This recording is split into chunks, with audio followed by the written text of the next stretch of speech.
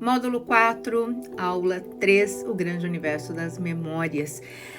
Agora a gente vai falar um pouco a respeito do acúmulo de placas de beta-amiloide, que são umas placas que se formam no nosso cérebro, interferindo na comunicação entre as células nervosas que levam à morte neuronal.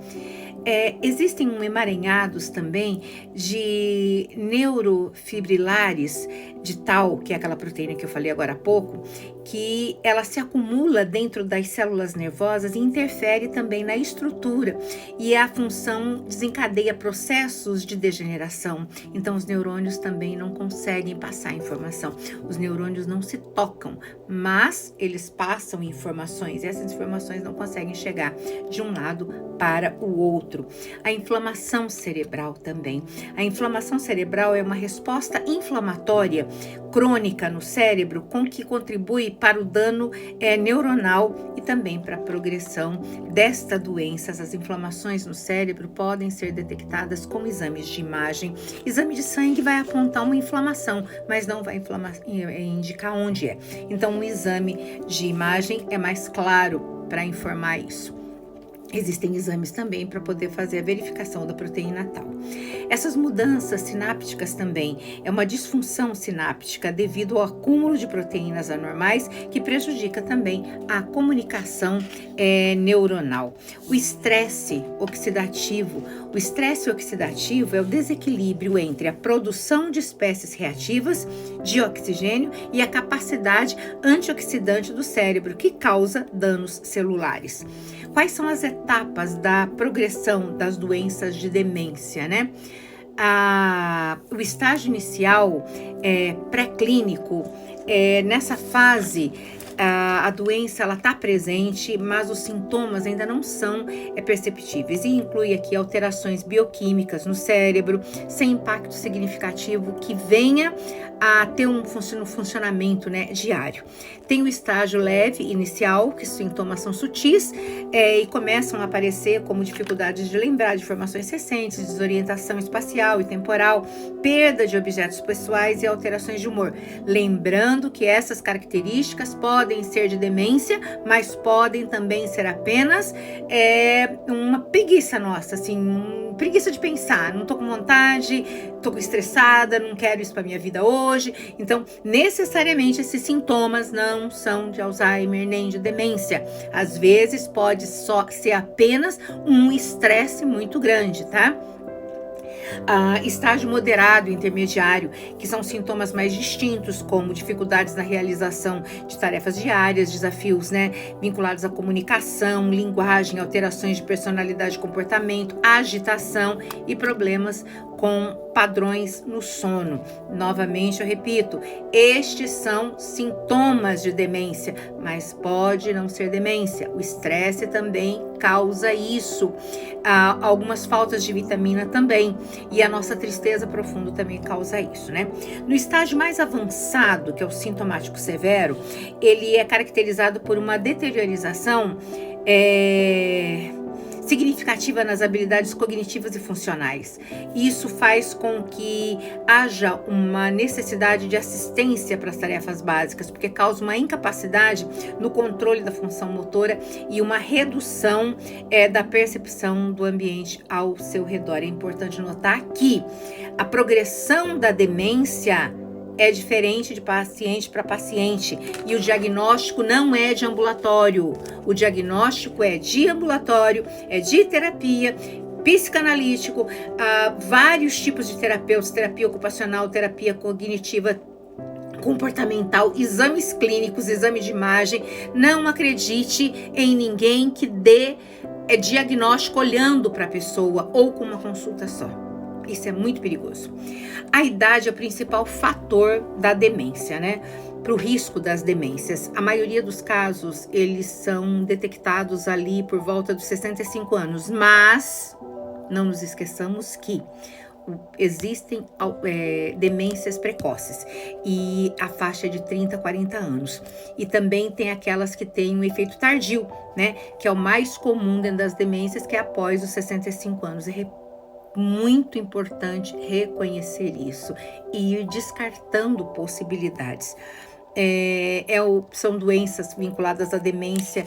É muito importante o diagnóstico, como eu disse, precisa ter uma avaliação clínica, o médico realiza avaliações detalhadas da histórico médico dessa pessoa, dos sintomas, das funções cognitivas, isso inclui entrevista com a pessoa, com familiares, informações sobre histórico médico, comportamental. Não esqueça que a gente tem pessoas da família que querem um laudo para essa pessoa ser interditada, então é muito perigoso também ouvir somente familiares sem fazer um diagnóstico com a pessoa, saber se essa pessoa não está medicamentada, se a pessoa não está delirando por excesso de medicamento, né? Tudo isso tem que ser verificado. Porque maldade nesse mundo, meus amores, existe de monte. Testes cognitivos, né? Testes neuropsicopedagógicos, psicológicos, para avaliar a memória, o raciocínio, a linguagem e outras funções que são cognitivas afetadas pela demência. O mini exame de estado mental, né, é um dos testes mais utilizados para avaliar as funções cognitivas. Os exames de imagem cerebral, que é a ressonância magnética, tomografia por emissão de posítrons, os exames de sangue, avaliação genética, todos estes são exames que podem ser utilizados para fazer a avaliação. Alzheimer em crianças. Embora seja extremamente raro, existem crianças com Alzheimer. Existem crianças, principalmente em casos de mutações genéticas específicas, que causam a forma do início do Alzheimer de forma precoce. Geralmente está associada a mutações em genes como o APP, o PCN1 e o PSEN2, que podem ser herdadas geneticamente. Lembrando que Alzheimer não é uma característica genética. Parkinson às vezes, às vezes, Huntington às vezes, mas Alzheimer necessariamente não é genético. Mesmo porque dentro daquilo que eu estudo, eu verifiquei que todos os casos que apareceram para mim com doenças de demência são originárias de tristeza, que leva à depressão. Volta da depressão e vem o esquecimento. É importante ressaltar que a incidência de demência em crianças e adolescentes é excepcionalmente baixa em comparação com a incidência de idosos, mas existe e tem que ser descartado sim. A maioria dos casos, como eu disse, é acima dos 65 anos, mas as doenças, elas aparecem aos 10, aos 15, aos 20, aos 30, não importa. Testes genéticos podem ser recomendados em casos suspeitos de demência familiar, né, de início precoce. Devido à raridade desse cenário, é complexo o diagnóstico, porque normalmente os médicos não vão pensar nisso. Por isso, quem tem que lembrar é você, que é a pessoa mais importante no diagnóstico. Você que é mãe, você que é pai, você que é a pessoa que quer este exame. A outra situação bastante interessante é que é possível a demência que as pessoas com demência, elas mantenham uma memória emocional. Ou seja, elas esquecem tudo, mas elas não esquecem o que sentiram. No caso, por exemplo, de pessoas que têm demência e que foram abusadas sexualmente. Elas não lembram de quem abusou, elas não lembram que foram abusadas, elas lembram do que elas sentiram no momento do abuso. Então, quando o abusador ou a abusadora, independente da pessoa que fez mal a elas, qualquer tipo de mal, chega perto delas, elas começam a gritar desesperadas. Mas elas não conseguem determinar, foi ele, foi ela, aconteceu isso ou aquilo. Ela só fica indignada pela sensação que ela teve no momento da agressão. Então, ela perde a sua memória de registro, mas não perde a sua memória emocional.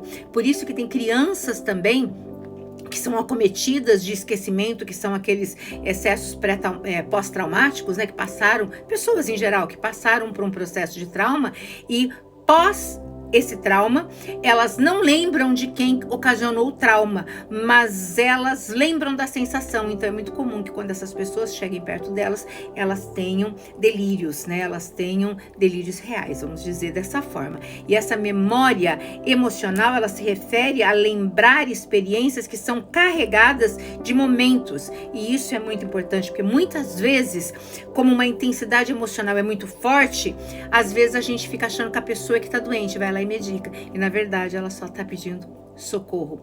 a pessoa que me agrediu está aqui, eu estou sendo agredida. E isso é muito